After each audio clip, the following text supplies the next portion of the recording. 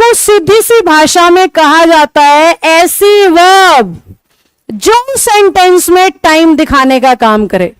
कोई आपसे पूछे टेंस क्या है, तो आप बोलोगे वर्ब की वो टाइप है जो टाइम दिखाती है।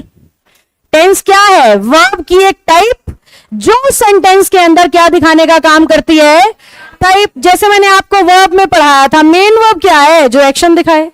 हेल्पिंग वर्ब क्या है? जो स्टेट दिखाए। ऐसे ही टेंस क्या है? जो टाइम दिखाए। टेंस क्या है?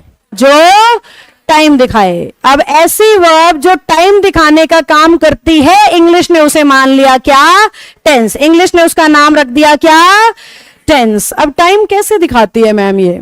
सपोज मैं आप सबको एक सेंटेंस बोलूं और उसमें मैं was का यूज करूं, WAS, तो कौन सा टाइम दिखा रहा है ये? पास्ट का। मैंने सेंटेंस भी नहीं बोला, ना सब्जेक्ट बताया, ना ऑब्जेक्ट, ना एक्शन, तुमने सिर्फ was देख के बता दिया पास्ट।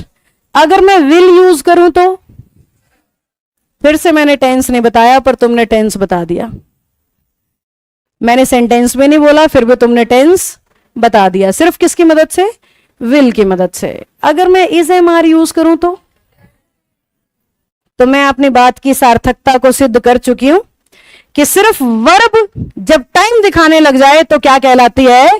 टेंस। मैं आपसे टाइम पूछ रही थी और आपने टेंस का नाम बोला है। मैंने बोला वॉज क्या दिखाएगा, आपने बोला पास्ट। मैंने कहा विल क्या दिखा रहा है, आपने बोला फ्यूचर। मैं सिर्फ वर्ब बोल रही थी और आप क्या बताते जा रहे हो? टेंस या टाइम एक ही तो बात है। टेंस या टाइम एक ही तो बात है। तो बेसिकली हम कर क्या रहे हैं? वर्ब की मदद से टेंस पहचान दिया हमने। वर्ब देखते ही टेंस पहचान दिया। तो यहां दूसरी बात सिखा रही हूं, बचपन वाला ताता थैया वाला तरीका छोड़ना पड़ेगा। ताता थैया समझे क्या? ता है, ती है, ते है सिंपल प्रेजेंट, था, थे, थी सिंपल पास्ट, रा है, रही है, रे है, रहे हैं, रहेंगे ना, रहेंगे नहीं, रहे हैं प्रेजेंट, रहेंगे फ्यूचर, रहे थे पास्ट। हम यही तो करते थे बचपन में। अब हमारे पेपर में एक भी लाइन हिंदी में नहीं आनी तो ये था, थे, थी ढूंढोगे कहां? पेपर कौन सी भाषा में आएगा? इंग्लिश में। उसमें ताते थी ढूंढेंगे, ता है कि नहीं, ती है कि नहीं, तो पता लगे टेंस कौन सा है। समझे वो तरीका फेल क्यों है? आपने एरर करने हैं, आपने फिलर करने हैं, आपने इंप्रूवमेंट करने हैं, आपने अरेंजमेंट करने हैं, पैसेज करने हैं, सब इंग्लिश में आएगा। बिल्कुल वो हिंदी में ता लिख के नहीं देगा, समझ जाओ सिंपल प्रेजेंट और नौकरी पाओ, ऐसा नहीं होने वाला। तो ता, ते, ती को छोड़ो। वो तरीका बचपन में ही खत्म हो गया। और बचपन में क्यों खत्म हो गया? क्योंकि वो टीचर आपको ट्रांसलेशन सिखाते थे। मैं आपको एरर सिखा रही हूं। अगर ट्रांसलेशन आए ना पेपर में तो वो तातेती चाहिए। ट्रांसलेशन SSC में आता ही नहीं, स्टेनोग्राफर में थोड़ा बहुत आ जाता है तो उसके लिए हम बच्चों को करा देते हैं। अदरवाइज स्टेनोग्राफर को छोड़ के किसी भी पेपर में ट्रांसलेशन नहीं आती, एरर आते हैं, फिलर आते हैं, इंप्रूवमेंट आते हैं। और सबके लिए टेंस के रूल आने चाहिए, ना कि ताते ती आना चाहिए।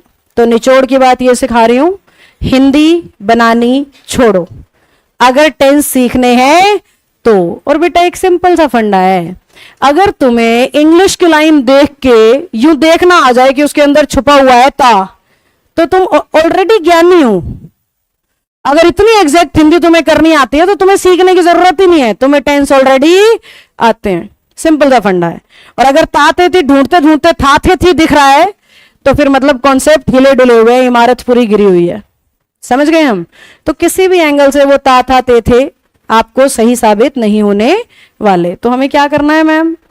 हमें हर टेंस को उसकी वर्ब से पहचानना है ताकि इंग्लिश में सेंटेंस आए, हम वर्ब देखें और हमें टेंस पता लग जाए बिना हिंदी बनाए।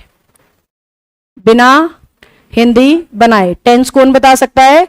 वर्ब। जैसे अभी बताया था आपने, वॉज यानी, विल यानी, इज यानी, हिंदी थोड़ी बनाई, वर्ब ने बता दिया टाइम कौन सा है। तो ऐसे ही हर टेंस की अपनी एक वर्ब है, हर टेंस की अपनी एक वर्ब है, हर टेंस की अपनी एक वर्ब है। आपको उस वर्ब को अपने दिमाग में रखना है, बताऊंगी मैं, समझाऊंगी मैं, उस वर्ब को आपने अपने दिमाग में रखना है और इंग्लिश की लाइन में देखना है, टेंस पता लग जाएगा।